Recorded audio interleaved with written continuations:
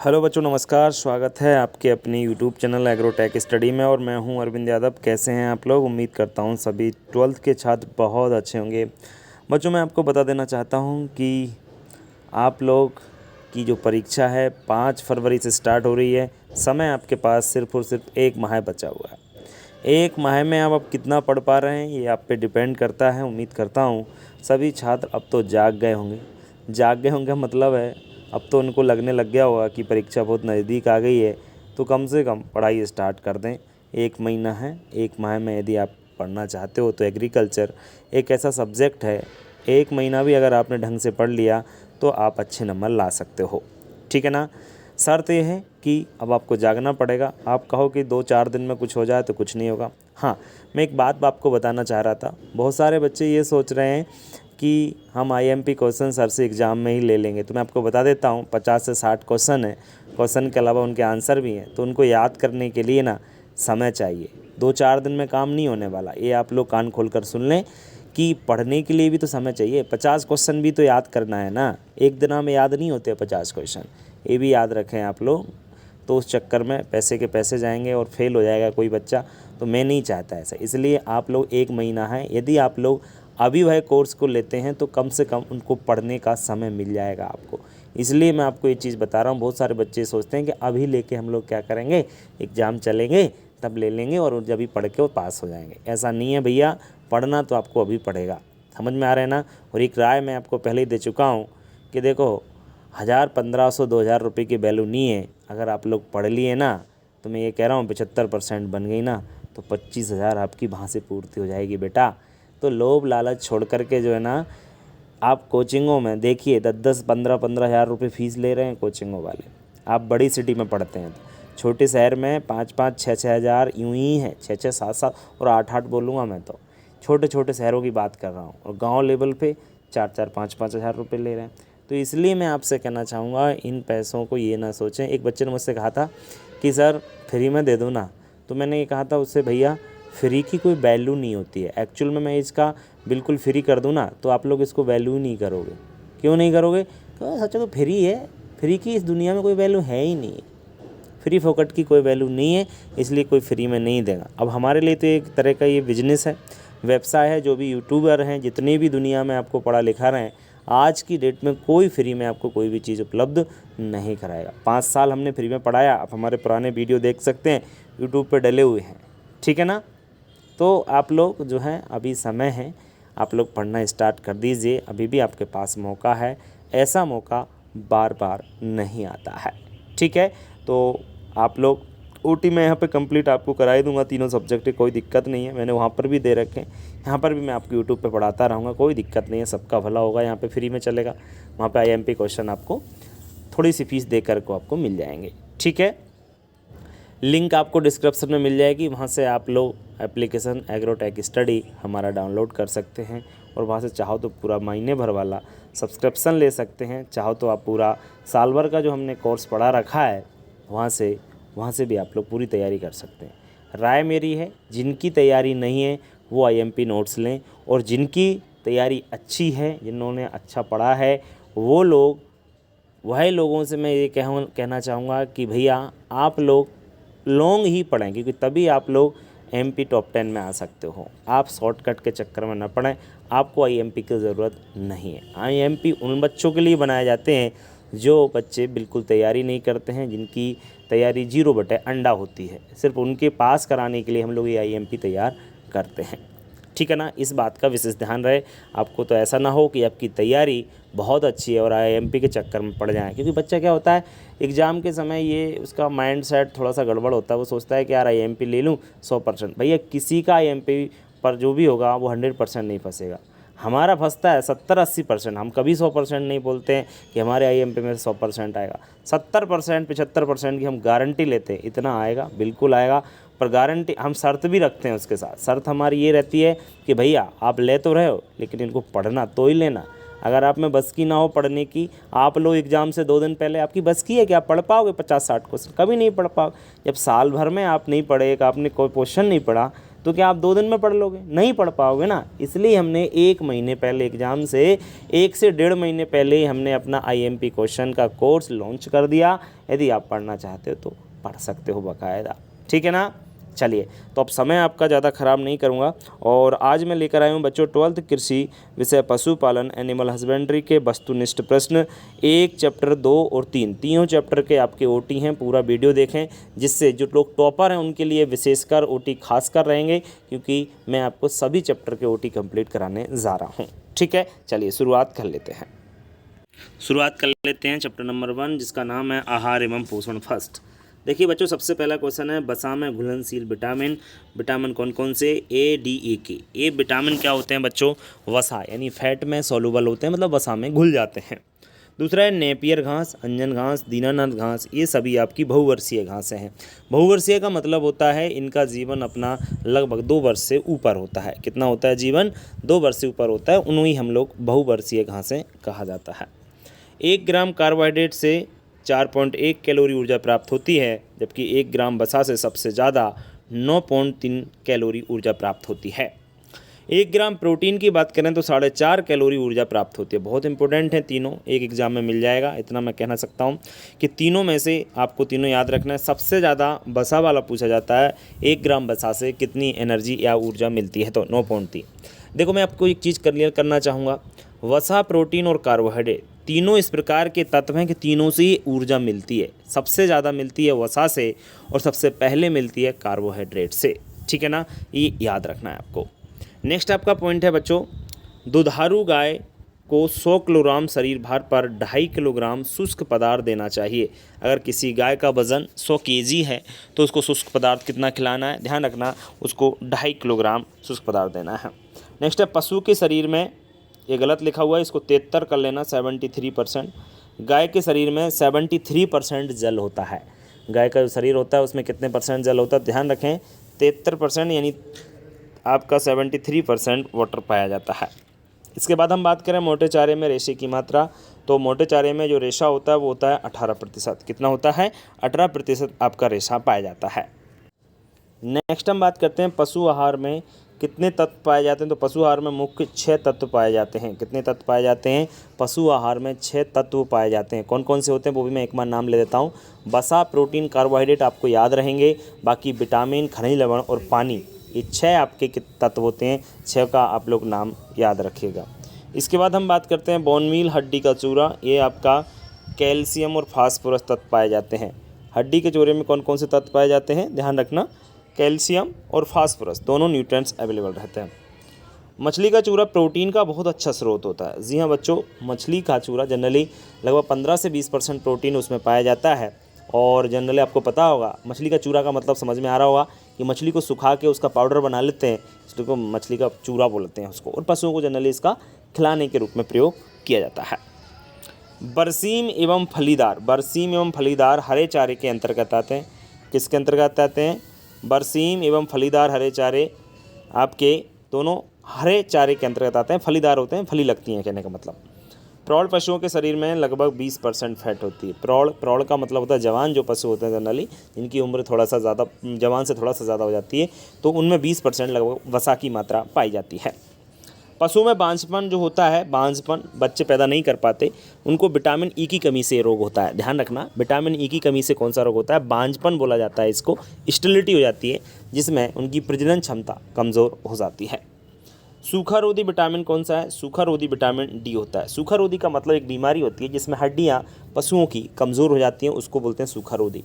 अगर vitamin D की कमी हो जाए तो आपका ये सूखा रोग हो जाता है, और इसकी कमी की पूर्ति करने के लिए विटामिन डी आवश्यक है। और विटामिन डी का सबसे अच्छा जो सोर्स माना जाता है वो माना जाता है सूर्य की जो धूप मिलती है ना सुबह वाले, वो।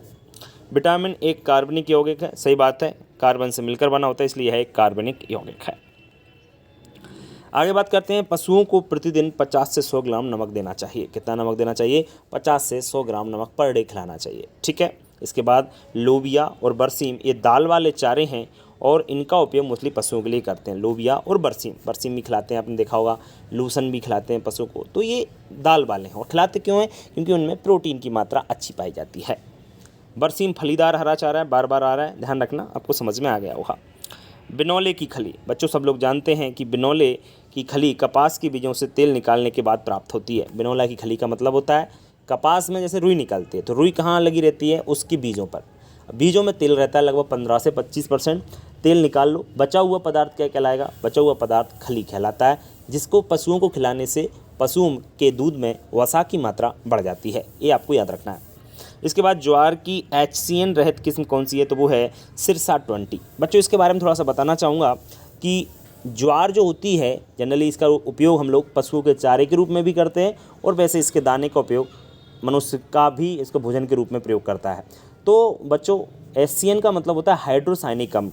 ये ज्वार जब छोटी होती है तो इसके जड़ों में एक केमिकल बनता है जिसका नाम है HCN, जो कि पत्तियों में आके भंडारित हो जाता है, और फिर इसका उपयोग यदि पशु करता है, मतलब इस चारे का उपयोग ज्वार को पशु खाता है, तो ये पशु के लिए हानिकारक हो सकता है। तो HCN रहित किस्म पूछ रहे हैं तो वो है सिरसा 20।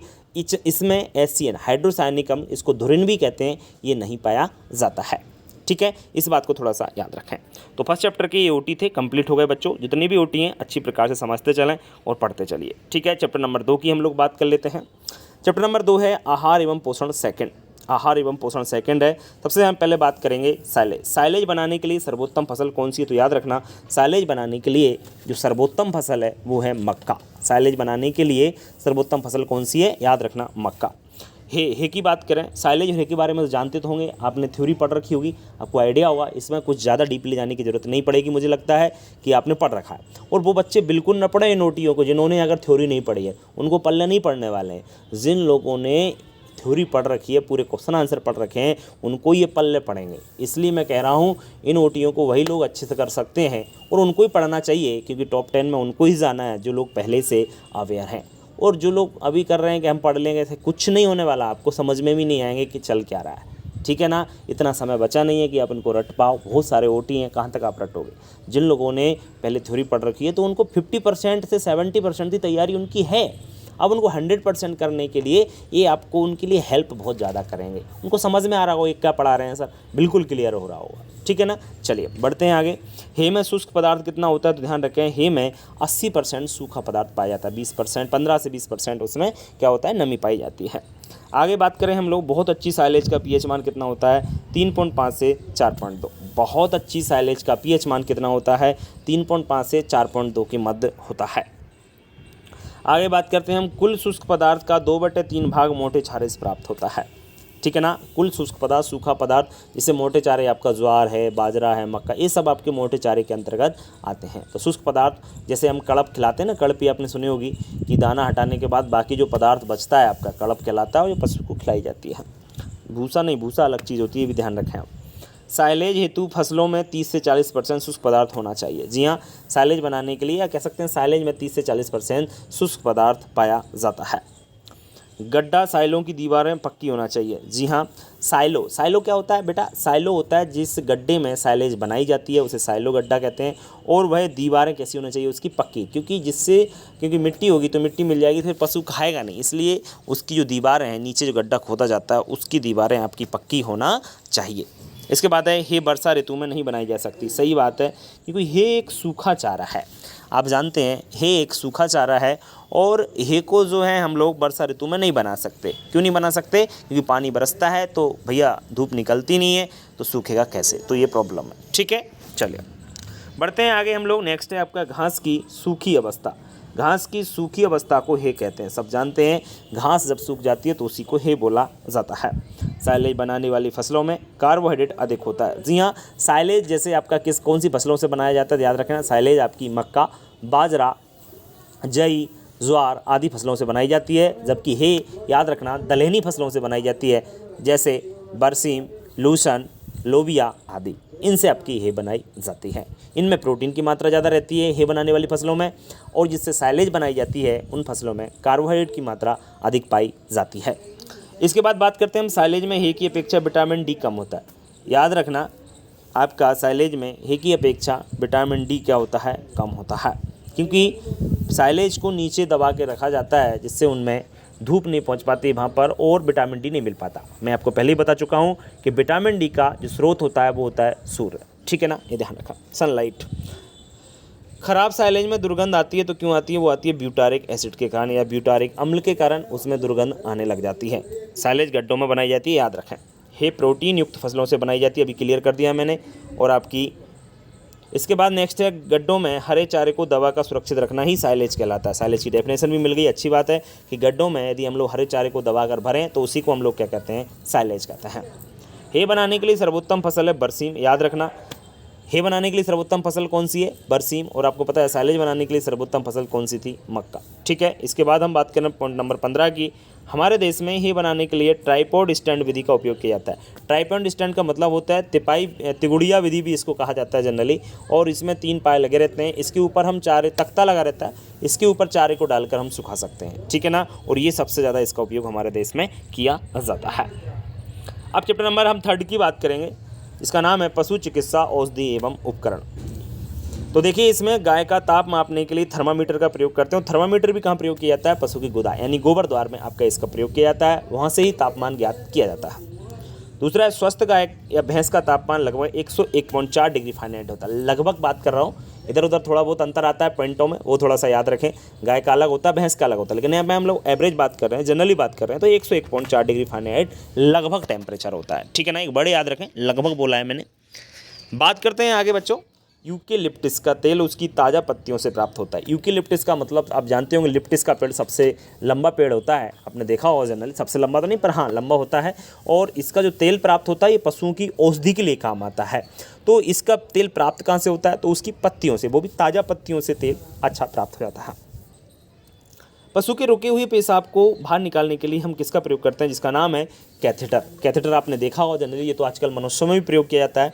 एक नली लगी रहती है जो कि अंदर प्रवेश कराई जाती है और उसके माध्यम से आपका नीचे एक बैग लगा रहता है, उसमें आपकी पूरी टॉयलेट बिना उसके आ जाती है प्रेशर के। ठीक है ना, ये ध्यान रखें। तो उसी प्रकार पशु में भी ये आपका प्रयोग किया जाता है। किसी पशु की रुकी हुई पेशाब उतारने के लिए कौन सा यंत्र है, उस यंत्र का नाम याद रखें। उस यंत्र का नाम है कैथेटर। क्या नाम है बच्चों? कैथेटर। अच्छा, जल्दी तो नहीं हो रहा है, कोशिश करूंगा मैं जल्दी ना हो। बड़े जो कैस्टेटर, ध्यान रखें, बड़े जो कैस्टेटर द्वारा पशु को बधिया किया जाता है। सब जानते हैं कि पशु को बधिया कैसे किया जाता है। बड़े जो कैस्टेटर एक यंत्र होता है, कैंचीनुमा यंत्र होता है, धातु का बना होता है ना। और इसमें जो पशु के टेस्टिस होते हैं, उनके ऊपर जो नलिका होती है उसको बंद कर दिया जाता है, जिससे उसके जो क्या बोलते हैं, नलियाँ जो होती है बंद हो जाती हैं, जिसके कारण से पशु फिर दूसरी गाय या भैंस को गर्भित नहीं कर सकता है। ठीक है ना, याद रखना। तो प्रजनन विहीन कर दिया जाता है, उसको प्रजनन योग्य नहीं रहता है, इसलिए वो सांड से सीधा क्या बन जाता है? बैल बन जाता है। ठीक है, बैल सांड में मुख्यतः क्या अंतर होता है? यही होता है कि बैल हमेशा बधिया होता है और सांड कभी भी बधिया नहीं होता। सांड का प्रयोग जनरली गाय भैंसों को बधिया कराने के लिए किया जाता है, और आपका जो बैल होता है उसका उपयोग खेत में खेती करने, हल खींचने के लिए किया जाता है। नेशनल डेयरी रिसर्च इंस्टीट्यूट कहाँ पे? तो ध्यान रखें, national dairy research institute Karnal Haryana में स्थित है। आगे बात करें, एनीमा लगाकर पशु के पाचन अंगों की सफाई की जाती है। सब जानते होंगे पाचन अंगों के बारे में। एनीमा एक दवा आती है, ध्यान रखें। पैचिस के इलाज में पशु को अफीम दी जाती है। पैचिस का मतलब होता है दस्त। पशु को अगर ज़्यादा दस्त लगते हैं तो दस्त के इलाज में मोस्टली क्या दिया जाता है? ध्यान रखें, अफीम। अफीम एक दवा होती है जनरली, इसका हम लोग वैसे तो अफीम एक उत्प्रेरक औषधि है, और इसका प्रयोग कुछ लोग गलत तरीके से भी करते हैं, मनुष्य भी करता है इसका गलत तरीके से। अफीम नशा आता है, नशीला पदार्थ होता है, लेकिन पशु में एक उचित मात्रा में दिए जाने पर उसका जो है आपका पैचिस यानी दस्त की बीमारी, इससे जो है उसमें इलाज हो जाता है उसका। थनैला रोग में थन से दूध निकालने के लिए एक यंत्र है जिसका नाम याद रखना है, टीट साइफन का प्रयोग करते हैं। है एक सुईनुमा यंत्र होता है। जब पशु को थनैला रोग होता है ना, तो पशु की क्या होती है, उससे वो दूध नहीं निकलता। जब दूध नहीं निकलता तो एक सुईनुमा यंत्र होता है, इसका प्रयोग करते हैं, जिससे उसको टीट साइफन बोला जाता है। ध्यान रखें इस बात को। गाय तथा भैंस की नाड़ी गति पूंछ के आधार से स्थित एक धमनी है जिसका नाम है कॉक्सिजियल धमनी, वहाँ पर उंगली रखकर ज्ञात की जाती है। जी हाँ, नाड़ी गति आप लोग जानते होंगे, जैसे हमारी नाड़ी गति पल्स रेट जिसको बोलते हैं इंग्लिश में, पल्स रेट हमारी 72 बार प्रति मिनट होती है। उसी प्रकार से आपकी गाय भैंस में भी पल्स रेट होती है, वो भी ज्ञात की जाती है। वो कैसे ज्ञात की जाती है? कॉक्सिजियल धमनी जो कि पूंछ में होती है। कहाँ पर होती है? पूंछ में हाथ लगाकर आपकी वो ज्ञात की जाती है। नेक्स्ट है पोटेशियम परमैंगनेट पशु के शरीर में विष के प्रभाव को कम करता है। जी हाँ, पोटेशियम परमैंगनेट जिसको हम लाल दवा के नाम से भी जानते हैं बच्चों, यह एक ऐसी दवा है जो सांप काटने पर या जनरली विष का प्रभाव, जहर के प्रभाव को कम करने के लिए इसका उपयोग किया जाता है। खड़िया, खड़िया आंतों के लिए एंटीसेप्टिक होता है। खड़िया का मतलब होता है बच्चों चौक, चौक से जो लिखते थे पहले, आजकल तो मार्कर का उपयोग किया जाता है, पहले खड़िया यानी चौक से प्रयोग किए जाते हैं। और ये आंतों के लिए, पशु की जो आंतें होती हैं, एंटीसेप्टिक का काम करता है, बैड बैक्टीरिया को मारने का काम करता है। ठीक है, तो मुझे लगता है इसके और ओटी हैं, थोड़ा सा और देख लीजिए आप लोग। 13वां है इंडियन वेटनरी रिसर्च इंस्टीट्यूट का है, तो ये इज्जत नगर बरेली में स्थित है, यूपी में है, यूपी में इंडियन वेटनरी रिसर्च इंस्टीट्यूट, इसको IVRI के नाम से भी जाना जाता है। शॉर्ट फॉर्म इसकी IVRI है, फुल फॉर्म याद रखें इंडियन वेटनरी रिसर्च इंस्टीट्यूट, जो कहाँ पर है ध्यान रखें, इज्जत नगर बरेली में है। अफरा हो जाने पर पशु को पेट से गैस निकालने के लिए ट्रोकर कैनुला, ट्रोकर कैनुला भी एक यंत्र होता है। इसके पशु को गैस भर जाती है तो उसके पेट में छेद दिया जाता है, जिससे उसका जो गैस है वो निकल जाती है।